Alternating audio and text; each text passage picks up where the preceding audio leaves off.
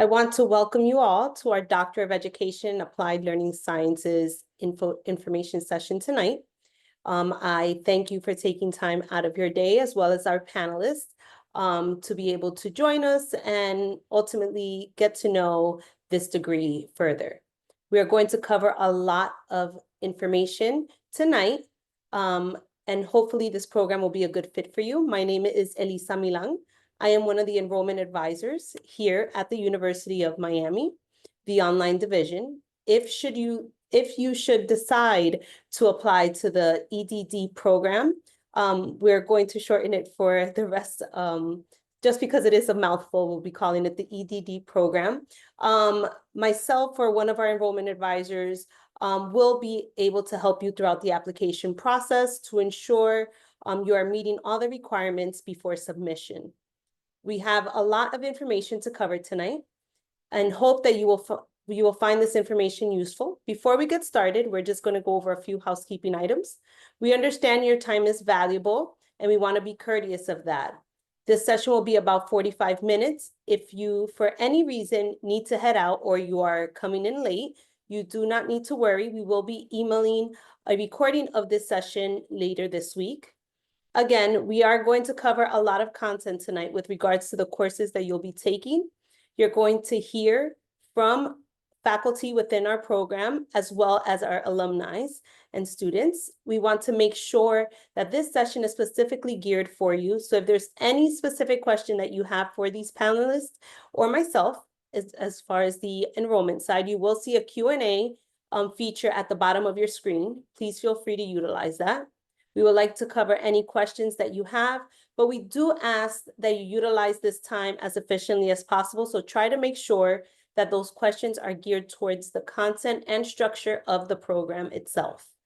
If you have any specific questions with regards to application items or financial aid, please feel free to connect with one of our enrollment advisors. They look forward to speaking with you. And then we have our program at a glance here. The course is 15 courses total. It takes about 2.5 years to complete. There is a GRE waived for eligible applicants. We have 7 weeks per course, and we are accredited with 1 cumulative project. I do want to introduce our panelists as well.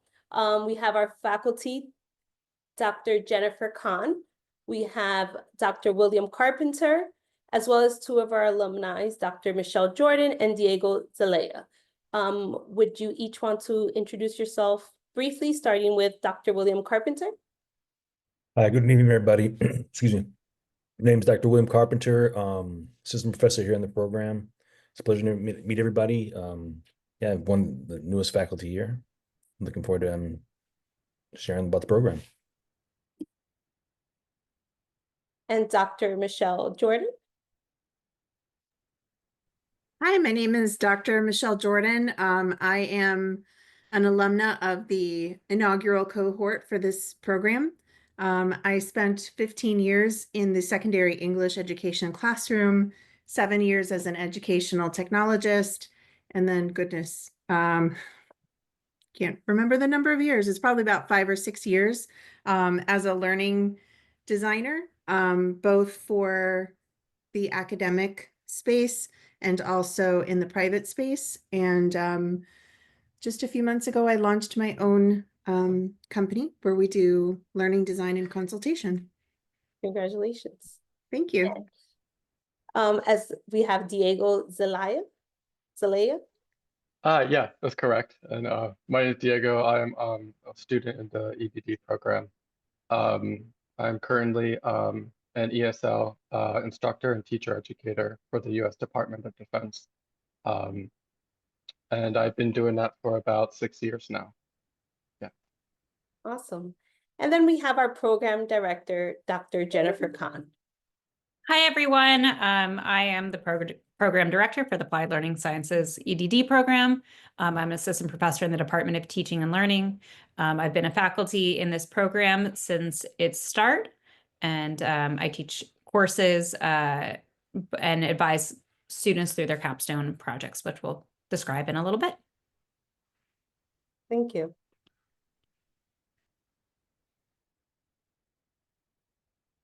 And Dr. Khan, would you like to go over the curriculum with us? An overview? Sure, be my pleasure. So our program is designed around three focal points. So we want our students to focus on and learn about learning, how people as individuals, groups, and organizations learn. We want them to learn about design, so the design of learning experience, of learning environments to enhance human learning, and also assessment. So how do we assess or evaluate individual, social, or the technological aspects that can advance or impede learning? So you'll see we have a 15 credit or 15 course sequence. This is not the actual, the sequence can vary by courses, but it takes you through those aspects of our program. So theories of learning, how to apply those theories and research and learning to inform design, and how would you evaluate learning in a designed experience. We also have some of the classes are specifically geared to our capstone, which is our culminating project. Those are listed as seminars in this curriculum.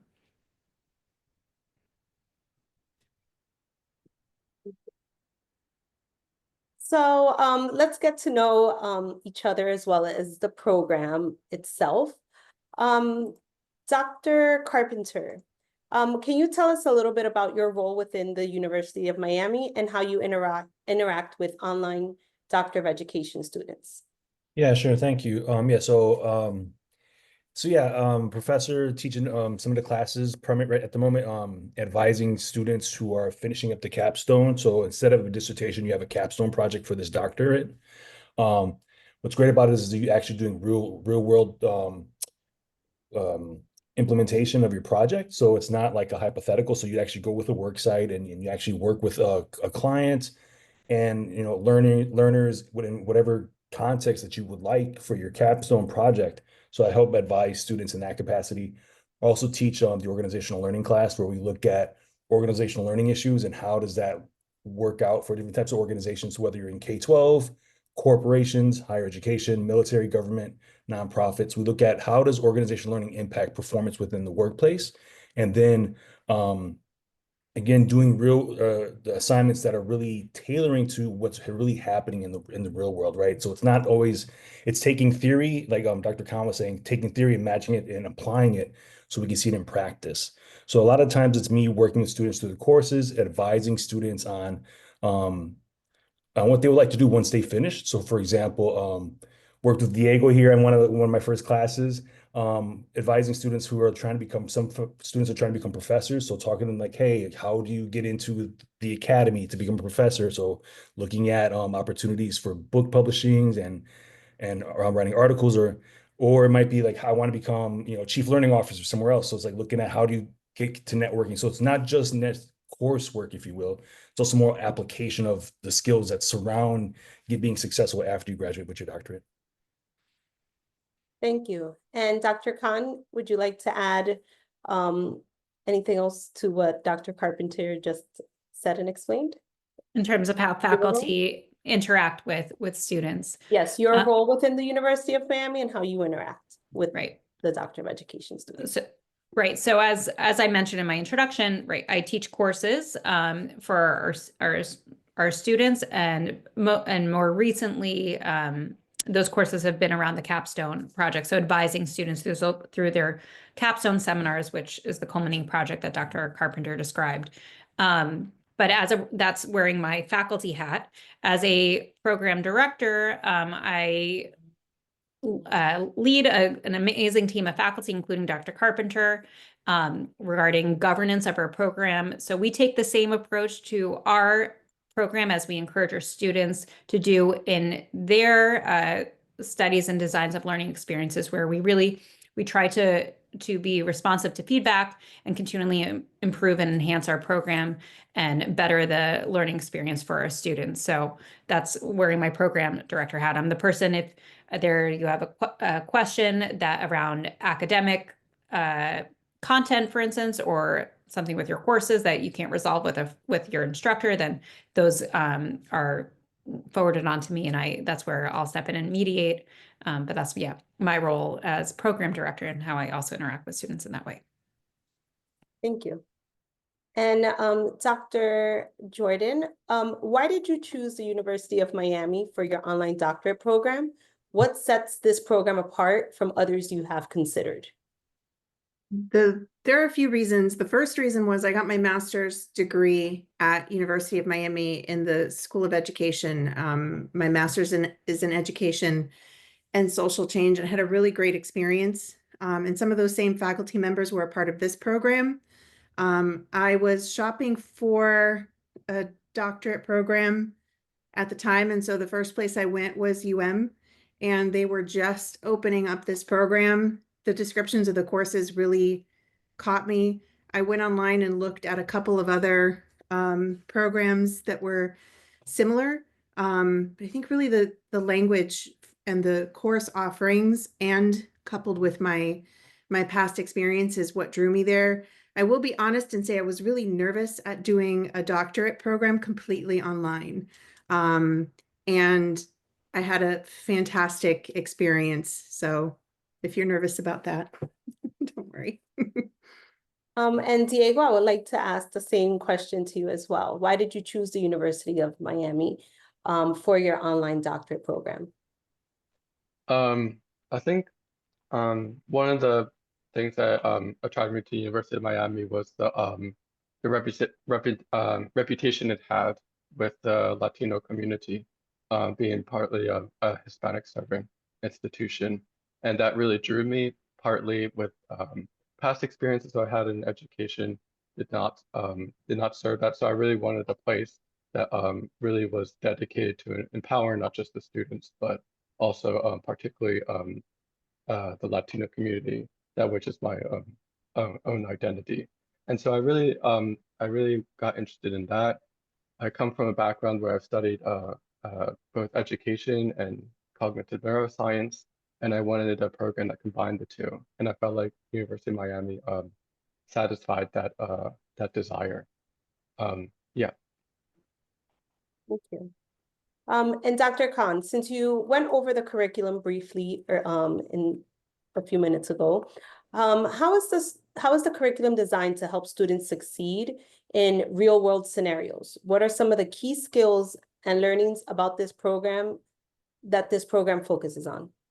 Sure. So Dr. Carpenter already touched on it a little bit, but this program is unique because of the applied nature. So in each of your courses, you're going to be introduced to theories of learning, or research about education, design, and learning, and technology. But the idea, and this is spread out across our courses, is that you take that knowledge and you can apply it in your own respective professional context. And that's often done through projects, definitely some thought exercises as well. But a lot of our courses have different kinds of projects and field work, we might call it, or design projects as part of them. They're often collaborative, done in teams. Not all the work is like that. There's also individual responsibility as well, and assignments.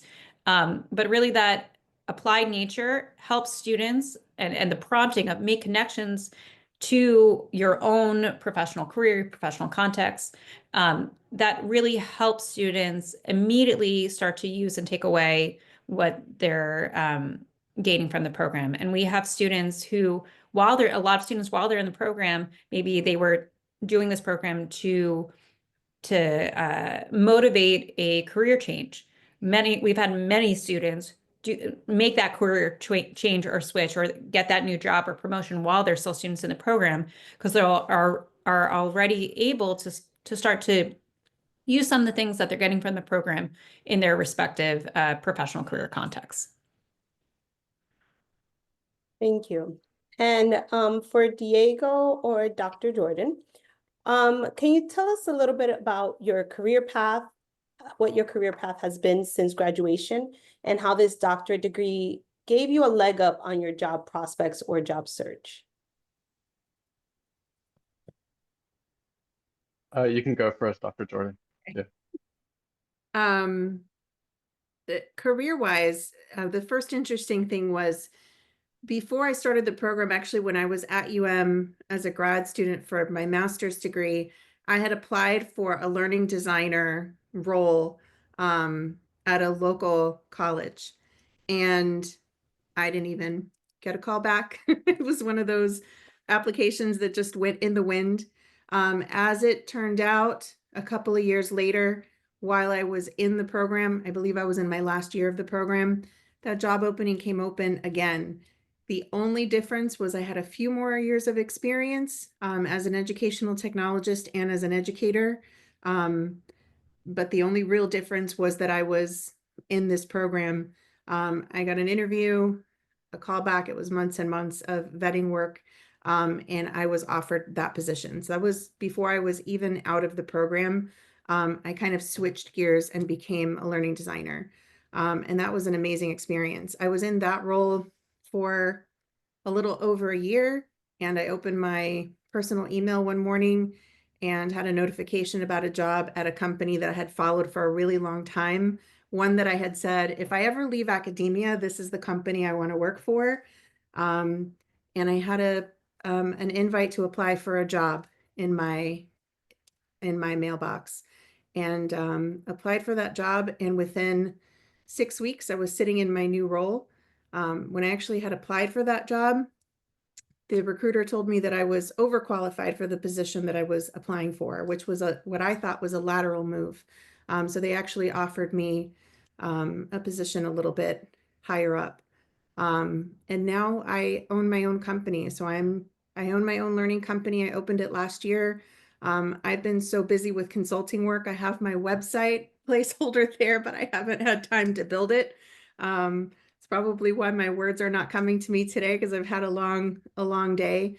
So this program had a direct impact on my career, and also my friendships. I'm still friends with a lot of the people that were in my cohort. We still have our WhatsApp chat and keep in touch on game day and when big events happen. But yeah, I had a very direct correlation between the program and my professional success. And Diego, since you're currently a student, correct? Yes, yeah. Yes. Can you talk about your interaction with the faculty throughout the program? What level of engagement you're experiencing with your faculty? So I would say overall it's been like I've really enjoyed all the faculty that I've had. Honestly, I especially Dr. Carpenter here. Happy to see him. And I think one of the things that made this program stand out in comparison to previous experiences that I had is that I do authentically feel that the faculty do care about you as an individual.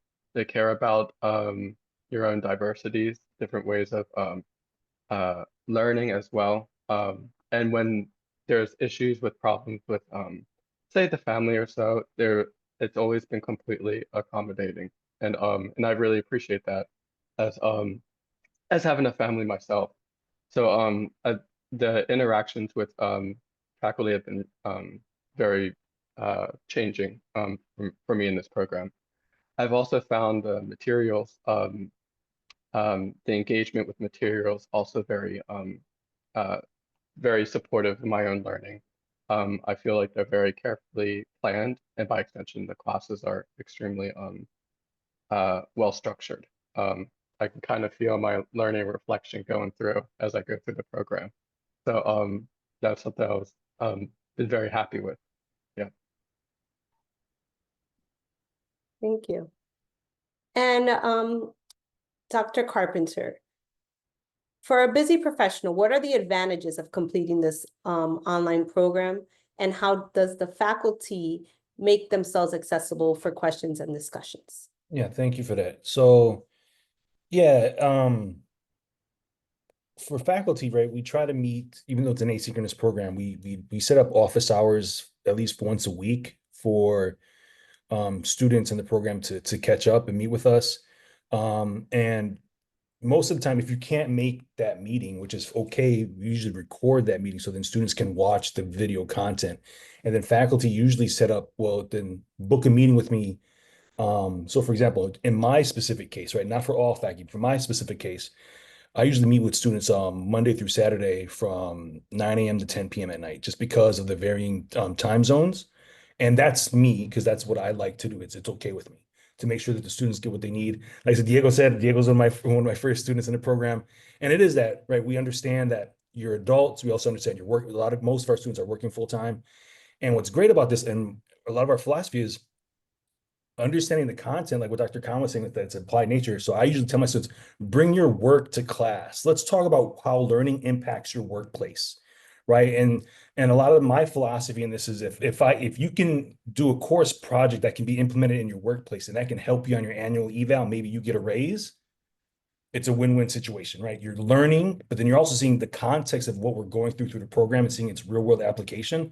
And then it's benefiting you immediately versus, well, I have to wait till graduation to see some sort of impact from this. Thank you. And I know that the university, well, we all know the university has a far-reaching alumni network and an impressive reputation as a leader in higher education. How does the online program help students leverage these advantages, especially as our students are based all over the country? Dr. Khan, can you touch base on that? Sure. So we have actually just started an alumni and student LinkedIn group. And that is available to our alumni and enrolled students to join. And so they can start building a national network in our program. But of course, once you join the community, you have the alumni network at your disposal. And is a national and international recognized institution and name. And so our students are very excited to become a part of that community, and have been their degrees are received very well and very highly valued and appreciated nationally and internationally as well, particularly more recently, has had a larger imprint in the Americas, but really it is really a global institution. So that all those resources that are alumni resources that are available to our on-campus students, once they graduate, those become available to the graduates of the EDD program as well. And then within our program, we now have, very exciting, just launched a network on LinkedIn that we're going to continue to expand and host events, so students and alumni can stay connected and grow their careers professionally in relation to their network connections. Thank you. And Dr. Jordan, since we're talking about networking, how valuable was networking within your cohort, and how does it benefit current students and graduates of the program?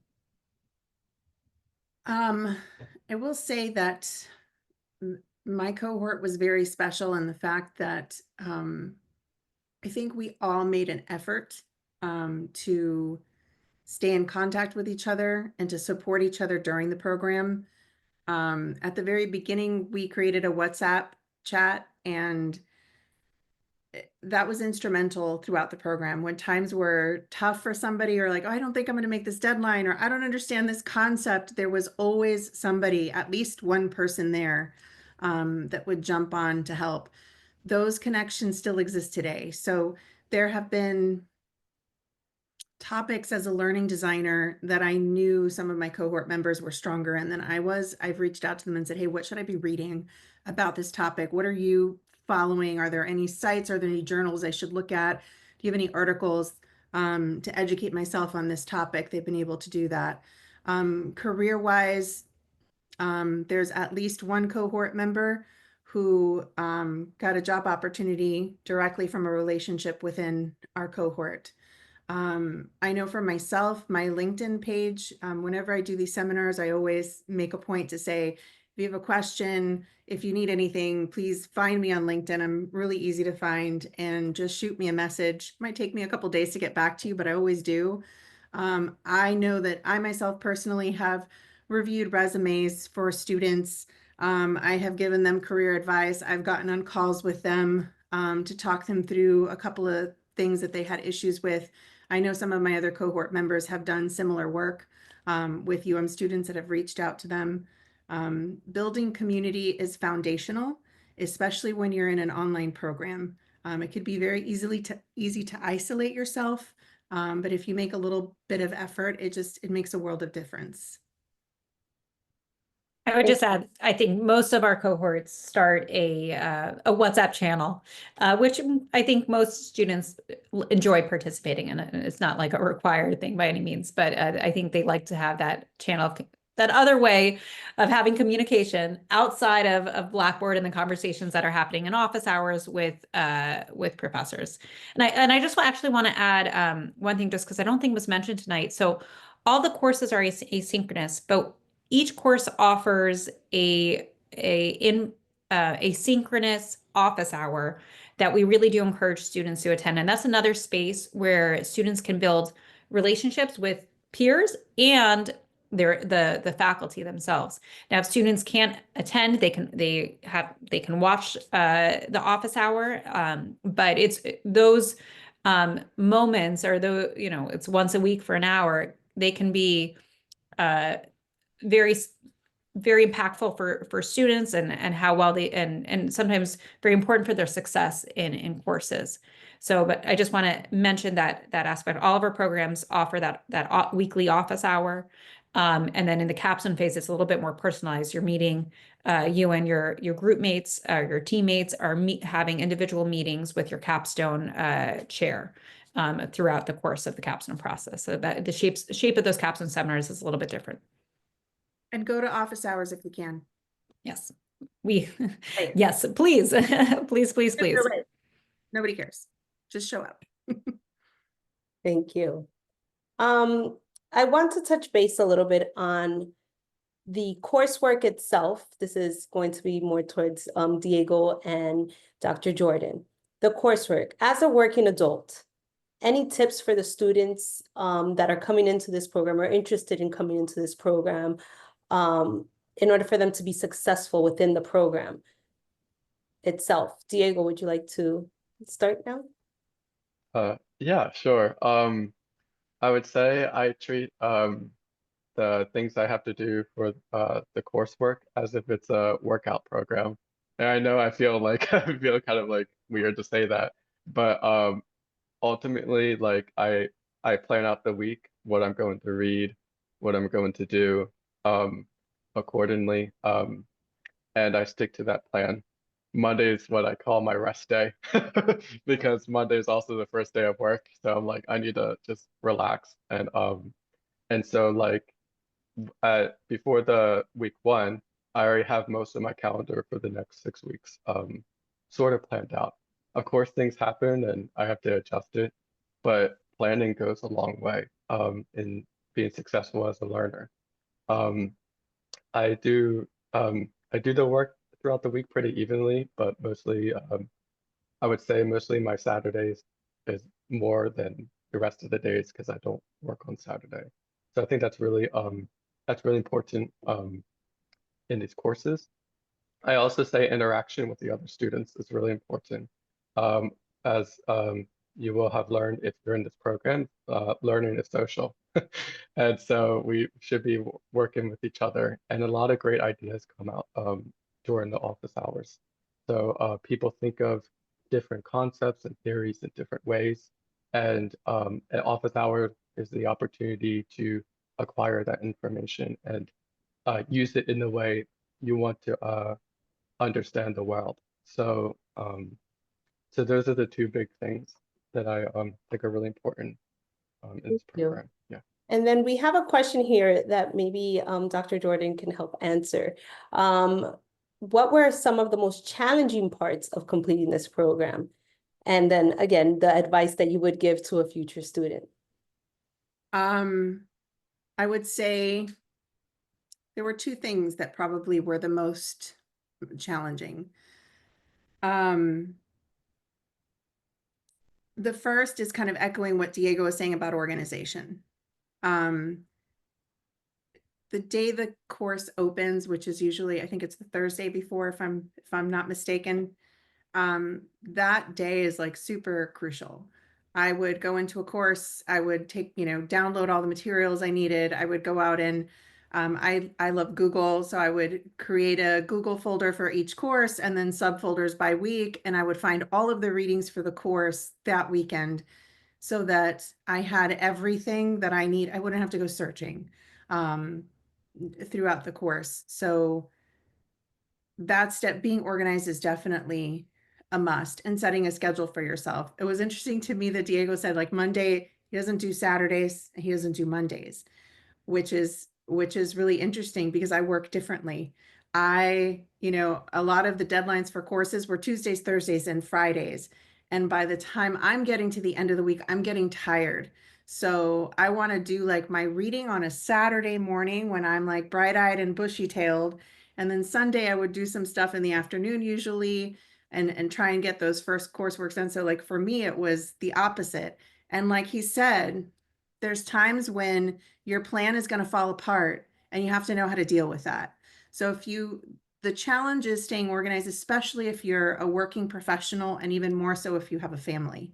I was essentially working 2 jobs at the same time. I was an English teacher, and I was an educational technologist, and I was doing this program. So I really had to stay on top of things and be forgiving with myself. So the first thing that was really challenging was making sure I stayed organized and giving myself some grace. For me, the second challenge was I'm very, type A. When I went into the program, I knew what I wanted my project, my capstone project, to be in. I knew that whenever I worked in a group setting, I was always the one that ended up doing all of the work. I was always the one that got picked to be the speaker for the group in anything. And for me, a big challenge was stepping back and letting go of that, and being open to growth. And giving my cohort mates the benefit of the doubt. That was a big challenge. My project ended up being a group project with people that I had worked on projects in other classes. And those 2 people are 2 of my closest friends to this day. And we went through some really tough times. So I'd say that second challenge would just be to kind of let go a little bit of your expectations and what you think, and be open to changing your mind about how you approach work, how you work with other people, knowing that you can have a positive experience. Thank you. And then I just have for Dr. Khan and Dr. Carpenter, what would you say would set our degree program apart from the others? I know we talked about strengths, I know we talked about the flexibility and everything, but what are the advantages? What is the biggest draw to our degree program here at the University of Miami? I think one is that there's nothing else like it, right? A lot of other programs look at education leadership, and it's a very different space. Education leadership tends to be, K-12 school district leadership, higher education school leadership. Applied learning science is it's very adaptable, and it's pragmatic in a sense where that it's tailored to wherever you are. So for example, we have students, for example, we had someone who came through the program, they're vice chancellor at a major university. We have CEOs, we have executives that come through the program, and you are part of it. We also have K-12 teachers who've been teaching for 20 years, right?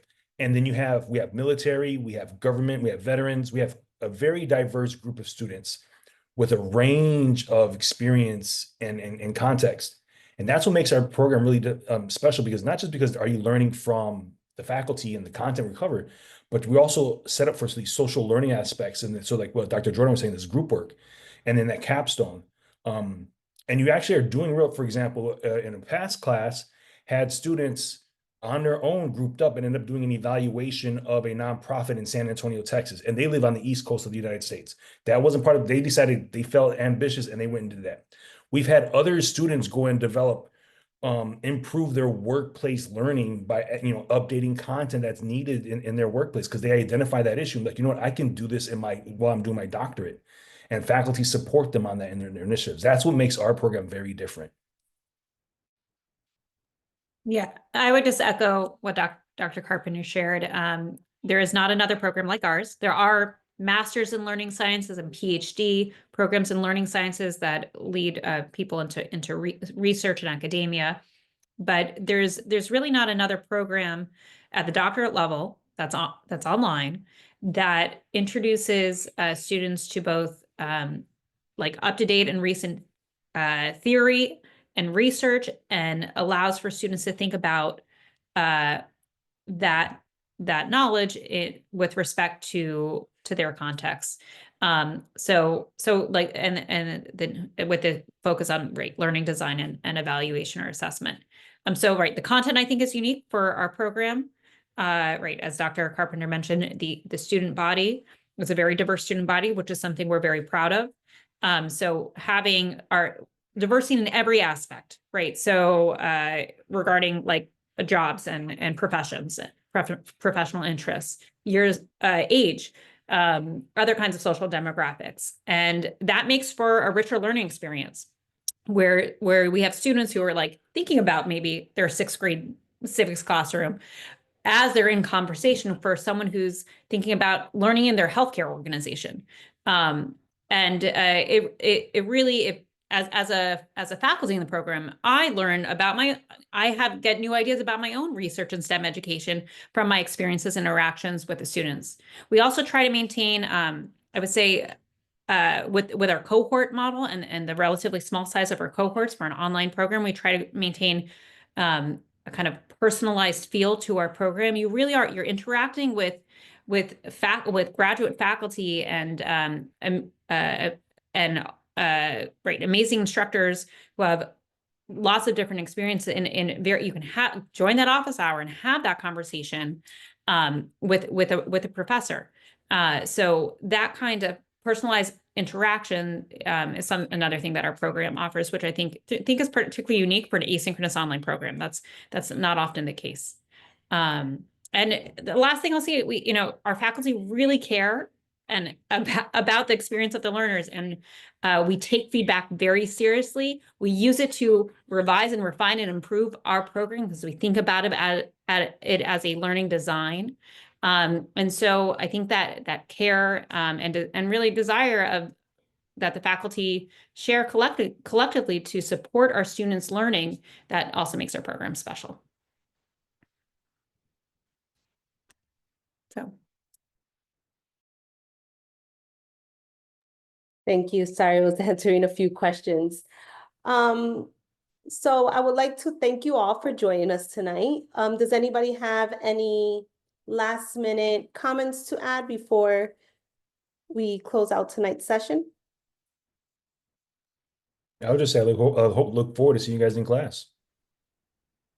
Yes. Thank you. So we have a few resources as far as resources and connectivity. We have the Topo Career Center that is made available for all students and alumni. We have the Launchpad, the online library. We have disability services. If anybody is in need of the link for disability services, you could always email or contact your enrollment advisor. We have Graduate Student Association, and much, much more. What you will need to apply. You will need to have your official and unofficial transcripts. Ultimately, initially, you would just need to upload your unofficial transcripts just so we can ensure that you're meeting the admissions requirements. You will need to upload your most updated resume. You will need to include a personal statement, which is just a little bit about you, why you're choosing to do this degree, and any of your future goals or aspirations, and what you intend to do with this degree. You will need 3 letters of recommendation, professional letters of recommendation. It cannot be from a family member or a friend. You will also have to apply for your FAFSA if that is the route that you are going to be taking financially, and then as well as completing the online application itself. We have the early admissions deadline coming up on Monday, March 10th.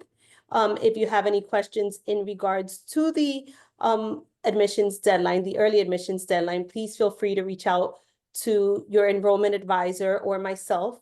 They've included my email in the chat. thank you guys for joining us. You will receive the 300 deposit fee waiver code. It will be added directly to your application as long as it's submitted by the early admissions deadline.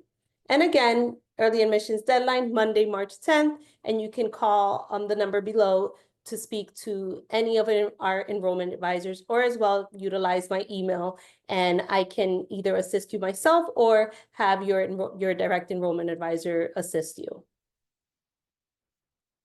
We thank you all for joining us, and we hope to see you apply.